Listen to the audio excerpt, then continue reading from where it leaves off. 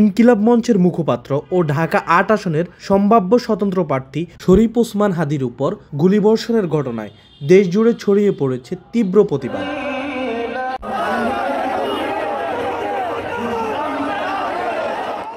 শুক্রবার রাতে কিশোরগঞ্জ শহরে সাধারণ ছাত্র জনতার উদ্যোগে বের হয় বিক্ষোভ মিছিল। কালীবাড়ির মোড় থেকে শুরু হয়ে শহরের প্রধান সড়ক প্রদক্ষিণ করে মিছিলটি পুরান থানা মোড়ে গিয়ে শেষ হয়। বিক্ষোভকারীরা হামলার দ্রুত বিচার দাবি করে হুঁশিয়ারি দেন, প্রয়োজনে আরও কঠোর কর্মসূচি আসবে।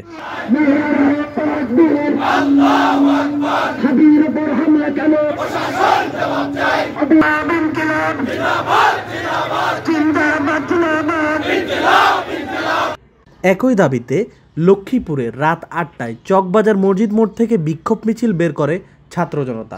বক্তারা বলেন, হাদির উপর হামলা শুধু একজন ব্যক্তির উপর নয়, এটি বাংলাদেশের উপর হামলা।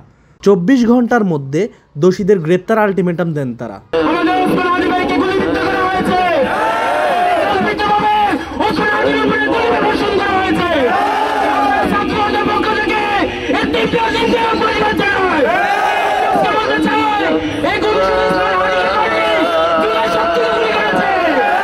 এদিকে জগন্নাথ বিশ্ববিদ্যালয়ের শিক্ষার্থীরা ক্যাম্পাসের মূল ফটক থেকে বিক্ষোভ মিছিল করে বিশ্বজিৎ চত্বরে সমাবেত হন।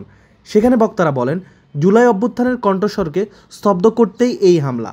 নির্বাচনের তাফসিল ঘোষণার পরবর্তী দিনে ওসমান হাদির উপর হামলার মধ্য দিয়ে আমরা লক্ষ্য করেছি এই ইন্টারিম গভর্নমেন্ট তার নিরাপত্তা নিশ্চিত করতে ব্যর্থ হয়েছে। আমরা ওসমান হাদির পাশে আছি, ইন্টারিম গভর্নমেন্ট প্রতি দাবি আদায় করছি। ওসমান হাদির উপর যে হামলা হয়েছে সেই হামলাকারীদের উপর আপনারা দ্রুত বিচারের ব্যবস্থা করুন। অন্যদিকে লালমনিরহাটে জেলা বিএনপির উদ্যোগে বিক্ষোভ মিছিল ও সমাবেশ অনুষ্ঠিত হয়। বক্তারা এই হামলাকে গণতন্ত্র ও মত প্রকাশের স্বাধীনতার উপর নগ্ন আঘাত বলে মন্তব্য করেন।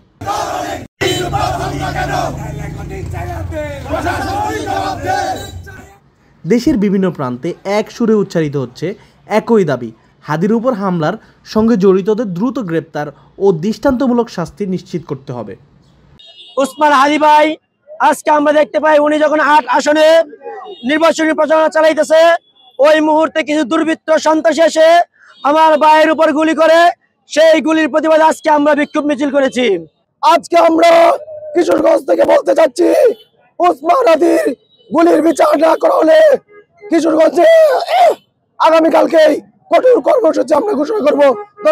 আমার ভাই হাদি আজকে যে হামলার শিকার হয়েছে, আজকে পুরো বাংলাদেশের যে বিপ্লবী ছাত্র জনতা রয়েছে, শুধু এক হাদি নয়, পুরো বিপ্লবী ছাত্র জনতা এই হামলার তীব্র নিন্দা প্রতিবাদ জানাচ্ছে। এটা কি রাজনৈতিক কোন কুচক্রী মহলের সিরিজ হামলা কিনা?